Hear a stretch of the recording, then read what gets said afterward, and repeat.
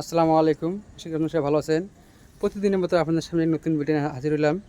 এটা হলো 6 ইঞ্চি পিলারের ক্যাপ বাটন। এছাড়াও পাশে রয়েছে 10 ইঞ্চি পিলারের ক্যাপ। এটা হলো 10 ইঞ্চি পিলারের ক্যাপ। এটা 10 ইঞ্চি পিলারের ক্যাপ, মাঝখানে 10 ইঞ্চি ফাঁকা। এটা হলো 10 ইঞ্চি পিলারের ক্যাপ বাটন।